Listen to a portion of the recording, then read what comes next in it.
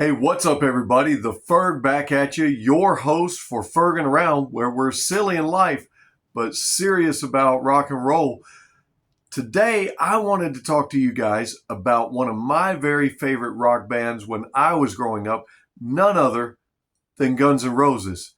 This was my favorite band for the longest time as a preteen and then on into my early teen years, of course, until I discovered Kiss, but I still remained a longtime loyal Guns N' Roses fan and still am to this day. And absolutely, Slash is probably one of my very favorite guitarists. I put him in my top 10. You can put him wherever you want to. And for years and years, this remained one of my very favorite bands. I was encaptured with them as a young man. And the thing of it is, I'm not going to sit here today like everyone else. There's plenty of documentaries out there, plenty of books out there, plenty of different interviews and magazine articles and so forth that talk to you about a lot of the intricacies of the band outside of just the music. I'm not going to get into all that. I'm not going to get into all the fighting and things of that nature, but I will tell you about one fight concerning Guns N' Roses. That's a personal fight between me and my brother. You see, we used to argue all the time who was better, Guns N' Roses or Motley Crue. And one night, for some reason, we weren't arguing over which band was better. In fact, I can't even remember what we were arguing about, probably about a video game or something. We were out of the house when we should have been in bed. It was a school night. We weren't supposed to be out of the house. We had sneaked out and went to a buddy's house, and we happened to get into a fight over something. And during the struggle, my brother ripped my Guns N' Roses shirt. It was very much like this one I'm wearing right now. And so I got pretty mad about it. And, well, things escalated for a minute until he told me, he says, "Hey, I can fix your shirt. Calm down, calm down. I know how to sew." No, my brother knew how to sew. But somehow he asked our friend, who will remain nameless at this time, for some thread and needle. And believe it or not, he fixed my shirt. And then all was good. And thankfully, all is good in the world now, or at least somewhat, as Guns N' Roses have united once again, and Slash, Axl, and Duff are playing with some other band members and have been out on tour and making many more songs. But one of the things about Guns N' Roses that I always loved was the era in which they came out. Yes, we all loved what they call hair bands, and a lot of them had the glam look. I try not to refer to them as hair bands. I try to refer to them as the 80s hard rock and heavy metal bands, because they were true musicians who took their instrumentation very serious, just as you do if you are in a rock band today. They took it very serious, but Guns N' Roses probably did the glam look for about 5 minutes and then decided to do their own thing. More of a rugged street look that all the guys carried about them. Not so much glam and colorful, stretchy leather pants, although they did wear some leather and did some other things. Those guys kind of just took on a tough persona there after a little while, and just a regular look. And I think some other bands like Tesla did the same thing. Didn't necessarily get the notoriety of Guns N' Roses, but this was Guns. This was Axl, Slash, Izzy, Steven Adler, and Duff McKagan in the mid-'80s and early '90s as they were rocking out under the moniker Guns N' Roses, my favorite band of that time and remains one of mine. I've already said that. So one of the other things I'll tell you that set them apart from all the bands during that time that I thought was great about the band is during that time, almost every band, whether it was Rat, Poison, Warrant, I'm not going to say Motley Crue because a lot of the bands copied Motley, but Skid Row and you just name it. You go through the plethora of the 80s hard rock bands, many of them mentioned in this book you see behind me, Nothing But a Good Time. They'll tell you that a lot of them early on, whether they wanted to admit it or not, a lot of them were trying to copy Eddie Van Halen and do some finger tapping and do some other things. And guitars started to be made and built with the whammy bar. And almost every band wanted that guitar hero and that great solo guitar solo in the middle of the songs, back when you could dial up MTV and vote for your songs, vote to have whoever you wanted on Headbangers Ball. And the thing that I thought that set Guns apart is if you look and watch Slash, Slash never ever had a whammy bar on his guitar, and he never used it. Slash was more of an older blues style guitar infused with the new heavy metal and rock and roll, and Slash was different. Now, we did see a great feature often played time and time again during the video for November Rain as he's playing out in front of the church. One of the greatest, most memorable guitar solos you're ever going to hear in rock and roll and heavy metal, especially of that time. But Slash didn't play like that. Although he's probably considered one of the great guitar heroes, the rock gods of that era, he didn't use the whammy bar, and I don't remember him trying to copy Randy Rhoads or Eddie Van Halen so much, and not that that's a bad thing. Dear God, if any of us could play like Eddie or Randy or maybe even like George Lynch or Vito Bratta, some of the great guitarists of that time, man, we would love it. But wouldn't we love to play like Slash also, whose hero was Joe Perry of Aerosmith. That's one of Slash's personal heroes. He loved to play their music and loved listening to them. And Slash loves blues. He put out a blues album just this last year. I'll probably do a video solely on that blues album. It's worth purchasing. We'll talk about that later. But Slash, out of all the members of Guns N' Roses, how cool to just be known by one name.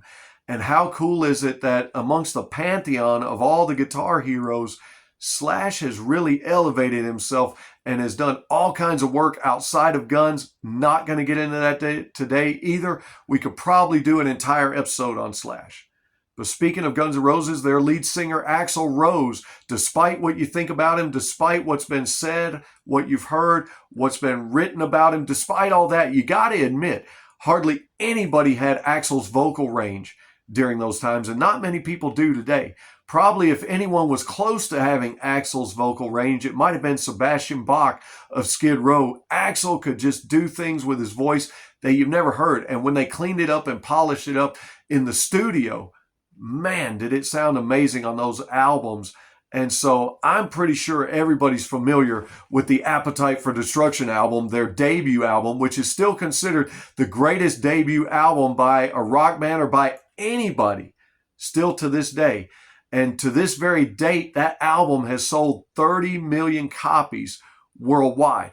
While there's other albums that have sold more copies than that, especially throughout the pop genre and so forth and other genres, that's a great debut album. And it's great to have that many sales worldwide, I tell you. So with that, what are some of the greatest songs on that album? Well, chances are you already know them. You've already heard them. They get frequent radio play, and they especially did in the 80s and 90s. But some of them that don't get as much radio play are songs like It's So Easy, which occasionally you'll hear someone do a deep cut on a late night radio show. The song Out to Get Me, personally one of my favorites. I also love the song Think About You. I've used it as a ringtone a time or two. The song You're Crazy. And then my personal favorite off the album is Rocket Queen. Love that song. Love how it's hard rocking and it starts one way, ends another way, and then comes back. Absolutely amazing. And if you've not heard these songs, I would encourage you. Go back, stream them, download them, look them up on YouTube, research them, and give them a listen. Don't just listen to Sweet Child of Mine and Paradise City and Welcome to the Jungle, which are played all over the place, thus showing you the great popularity of this wonderful rock band. Pick up the album Lies. Now, that album was put out, actually, the material for it was put out long before Appetite, but as the Appetite tour was winding down, they were spending so much money, they needed to put another record out to get some capital up, and so they released the Lies album, which featured half of the album being live tracks from their Live Like a Suicide demo, and the other half being studio tracks, one of those being very famous and catapulting them to some greater fame with the much played on MTV video to the song you know as Patience. You see, when Guns N' Roses did their ballads versus when almost every other 80s band was doing ballads, Guns just had a different sound to them. I'm not saying that anybody else's ballads were not good, because there's some great ones out there. Almost every band during that era had to have ballads, and it drew in droves and droves of female fans. But I tell you what, the song Patience, with the whistling and just the acoustic guitar playing there, it really went over and above and became such a popular hit. I remember me and one of my friends really bonding over that song down at the arcade, and we didn't fist bump back then, but we probably would have today.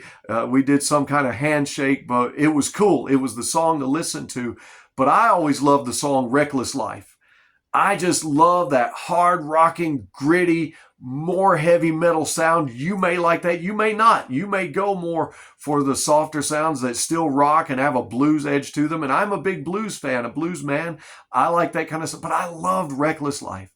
And I loved Nice Boys, because in that song they say nice boys don't play rock and roll. And I just kind of love that. You know, it's kind of saying, hey, we're rock and rollers, and I know all you ladies out there are loving it, but we're not the kind of dudes you bring home to mama. That's rock and roll's always kind of had that kind of an edge to it and kind of that grittiness. Well, that song certainly does. And then they covered an Aerosmith song, Mama Kin, and I love their version of it. It's a live version. Always enjoyed that one. You might want to check that one out. And then Guns N' Roses decided to have a little fun and throw in a song that you've probably heard of. It's not going to be played on the radio a lot, but every now and then somebody might squeeze it in there. The song I Used to Love Her. Go check it out. If you want to see what I mean, download that one, stream that one. You'll see why that one's so fun. Going back to Patience, though, I'm going to tell you, my dad had no patience. He said, what are you talking about? My dad was a truck driver. And he actually did have patience, but he didn't have patience in this one incident, and I'm kind of jealous of him. He was a truck driver for 13 years for J.B. Hunt, and one time he had a layover because the truck was broke down, and so he calls me. And guess what Dad's doing? He's doing what every teenage boy, and I was a teenager at the time, would have loved to have done. Dad calls me, and he's at the Guns N' Roses concert. The truck's broke down. He can't go anywhere. He's waiting for service. And while he is, Guns N' Roses is in town, and he decides to go to the concert. And I couldn't have been more jealous.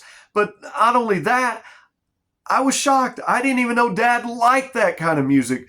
But it's not far-fetched, because he did raise me on the Doors and CCR and Janis Joplin and Jan and Dean and Tommy James and the Shondells. And so it's not far-fetched that maybe Dad would progress, but man, was I jealous. I was like,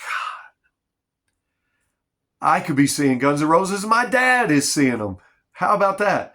But maybe some of you guys are out there and you're dads now, and maybe you're introducing your kids to Guns N' Roses. I'd say that's good parenting right there. Moving along, though, these albums that I'm going to mention next, you know what they are. The Use Your Illusion 1 and 2 albums. Often people don't give them enough credit because, to be honest, it's kind of hard to compete with the material on Appetite for Destruction. It really is. But those albums debuted at the same time, both coming out the same week and both reaching the number 1 and number 2 spot in the Billboard charts. That hasn't been done until Nelly did it in 2004.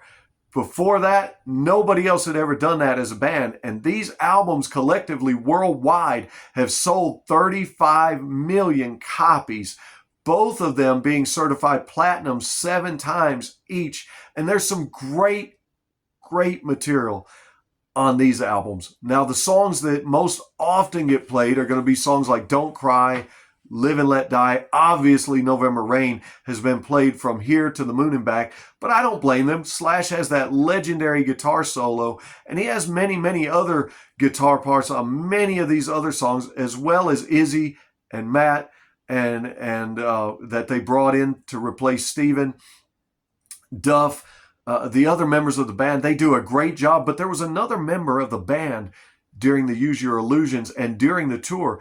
Axl Rose brought in his friend Shannon Hoon, who helped sing on Don't Cry, Live and Let Die, The Garden, and November Rain. You say, well, who is Shannon Hoon? Why does that name sound familiar? And what's that mean to? Well, Shannon, because of his work with Guns N' Roses on those songs, he got the backing and the capital and the approval to go and produce the Blind Melon album, which is a fantastic rockin' album.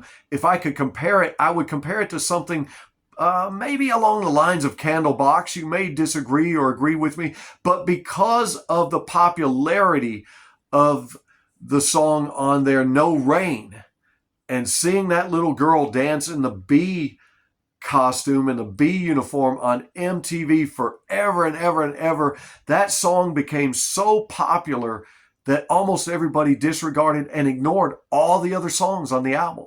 And there's some great songs on the album, and I want to encourage you to go and listen to Blind Melon. Listen to songs like Soak the Sin, songs like Drive, Time, songs like Paper Scratcher, songs like Deserted, songs like Seed to a Tree.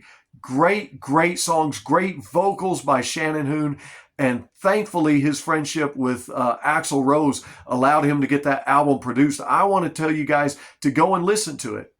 But getting back to the Use Your Illusion albums, one illusion that I had for a long time about the band was that, man, I'm never going to get to see these guys live, and I would love to. And of course, that was ripped away from us, when the band broke up later on. And I'm not going to point fingers. I have read Slash's biography, which I loved, by the way. And in that biography, Slash kind of pulls his punches. See, Slash is a lover and not a fighter, and you can tell it by reading what he has to say in that book. There's many chances to go and bash Axl and talk in a bad way about some of the things that happen in the band, but he really pulls his punches. And I think those guys always have had a brotherhood and a love and a respect for each other regardless. But speaking of Slash being a lover and a fighter, someone in my family, my aunt who flies for Delta Airlines and has flown for them for 35 years, told me personally that she happens to know that Slash is one of the nicest guys ever. Once again, I'm jealous. My dad got to see them in concert. Well, my Aunt Teresa, she actually got to, on one of her flights, hand Slash his guitar case.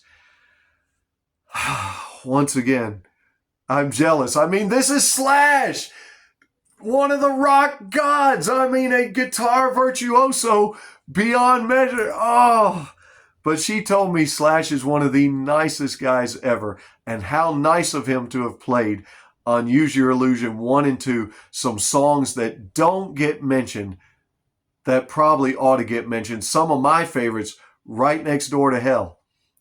That's a great, great rockin' metal song. I love the song Dust and Bones. Personally, one of my favorites. And then the song Perfect Crime. And I wanted to bring up this song Perfect Crime because recently there was another band that did a very popular song on one of their newer albums. And immediately when I heard it, I said, where have I heard that before? That reminds me of something. And don't you ever do that? Don't you hear a song and then you're like, hey, that reminds me of something. I've heard that before. Well, Perfect Crime starts out just really rocking, wailing, some great drums in there. Slash is doing his thing, and Izzy and the other guys, I think Dizzy Reed is in there and he's doing some things. And Metallica put out a song just within the last year or so called Lux Eterna. Great song, wonderful song, and it's also a very rocking song. But if you listen to it, the guitar riffs and some of the instrumentation there, as soon as you hear it, it catches your ear. And right away, because I had listened to these albums so many times, I caught it and I said, what is that? And I went back and I listened. I said, Perfect Crime. That's where it's from. That's where it's from. And I loved it that I did it. You see, I used to sit in my bedroom at my grandmother's house, and I would play these albums over and over and over while I was sitting there reading my comic books. And so, man, I picked that up. And another thing I want to mention about these albums before I go through and mention some more songs to you, another personal story that I wanted to bring up that I think is kind of interesting Well, when these albums first came out, of course, in my day, I had to buy them on cassette tape. And back then, certain albums would have a little label on the cassette tape or the album that said advisory, parental guidance, explicit lyrics. Yeah, that's what it said, because Guns N' Roses on these albums and on some of these songs I'm mentioning to you that don't get played on the radio, there's a little bit of explicit lyrics going on there. Just some words that we probably hear every day nowadays. I'm not going to mention them on here because we want to keep everything kid friendly, but in the way of keeping things kid friendly, I guess I wasn't doing that back then, because there was a girl that I don't know if you'd call it dating at that time. We didn't really actually go on any dates, but we talked a lot, almost daily, and we liked each other quite a bit. I think we had kissed a few times or whatever, but I had loaned her those tapes. And I'll never forget, after loaning her those tapes, having to have a meeting with her mother in the living room at my grandmother's house, because her mom was Pentecostal. And man, she didn't appreciate Guns N' Roses at all. She didn't appreciate those explicit lyrics, I'll tell you what. And so she set up a meeting to come and sit down and talk with me and my grandmother. And so me and the young lady and my grandmother and her mom, we're all sitting in the living room, and we're kind of getting a little bit of a religious speech. Not that there's anything wrong with that. I do have my own beliefs in God and so forth. I'm not going to get into that in this video either. However, man, how embarrassing at that time. But you know, good thing is I got the tapes back, because she readily wanted me to take them back. She didn't want her daughter listening to that stuff. And my grandmother, though, believe it or not, she really didn't reprimand me or anything. I don't remember any repercussions after that. I kind of remember just getting the tapes back and kind of going back to my room later, and my grandmother not saying very much about it, because, well, to be honest, the very first album my grandmother bought for my Aunt Teresa, the one who got to hand slash his guitar, was a Kiss album. So my grandmother is not really too shocked by Guns N' Roses having bought my aunt her very first Kiss album. And so, but I just thought I'd throw that story in there a little bit, because, well, some of these songs have a little bit of explicit lyrics to them, but the instrumentation is wonderful. And some of the actual lyrics that dive deep into what's going on, if you listen, some of them are actually genius. And I'm not sure if Axl wrote them or if he co-wrote them with some of the other band members, but I tell you what, they're worth giving a listen, especially songs like You Ain't the First and Bad Obsession, Don't Damn Me, Bad Apples, and one of my personal favorites on Use Your Illusion 1 is Dead Horse. Don't beat a dead horse into the ground, and some of us do that. I'm not going to do that. I'm going to jump now to Use Your Illusion 2, the second album, and I'm sure you've heard the songs Civil War. I'm sure you've heard You Could Be Mine. You may have heard the song Yesterdays. You may not have. One of my very, very favorite songs. And of course, almost everybody has heard Knocking on Heaven's Door. That is a great, if not one of the greatest cover songs that I've ever heard. And what's crazy is from time to time, somebody will bring up cover songs, and they often mention Sweet Dreams, Marilyn Manson's cover of it, which I think is probably the greatest cover ever. Because if you listen to that, man, if you'd never heard the original, you would have thought that was Manson's song. And what a great cover he does on that. And he does many other great covers. Often what comes to mind is Come On Feel the Noise, which was a cover of a Slade song, but it became extremely popular for Quiet Riot. And a lot of people think that is their song because they did it so well. And it's such a rockin' metal classic nowadays. Also, a lot of times people bring up Metallica and their covers of Bob Seger and some of his songs. One of my personal favorites has always been Going Blind. The Melvins covered the Kiss song Going Blind, and I think they did a fantastic job. In fact, that's one of the reasons I became a fan of the Melvins, was because of that. And then there's lots of other cover songs out there that people think are great, but for some reason, I don't know why, we don't bring up Knocking on Heaven's Door. And the best version of this song is on the Guns N' Roses live era, 87 to 93 double live album. That, to me, is the greatest version of Knocking on Heaven's Door, because you get to hear Axl pumping up the crowd, and he gets the crowd to sing with him, and he gets the crowd, he says, we're going to go through this 3 or 4 times, and he sings a verse, then the crowd sings a verse, and by the end, when the crowd finally shouts out Knocking on Heaven's Door, man, it's like they're blowing the ceiling out, blowing the roof off the place. You got to go and check that version of it. And you can't just download it on YouTube unless you're going to put it into a listening device, some great headphones, some beats, a great Bluetooth speaker or something like that. But listen to that live version of Knocking on Heaven's Door. I contend this is one of the greatest covers of all time. You say, who are they covering? They're covering the great Bob Dylan there. That was his song, and what a great, great song it is. Also on this album, some of my favorites, Get in the Ring. You may or may not have heard that one. That's a great, fun song. One of my favorites is a song that Duff wrote called So Fine. And I love the lyrics on that song where it says, it's the story of a man who works as hard as he can to be a man who stands on his own. But the book always burns as the story takes its turn and leaves a broken man. Now, I've not necessarily had as hard a life as maybe he's had or that can relate to those lyrics, but for some reason, those always reached out and grabbed me, and I always loved that song. And so I want to recommend that song to you. Maybe you'll love it as well. The song Pretty Tied Up, the song Locomotive, the song 14 Years. Great, great songs that I would encourage you guys to go and take a listen to.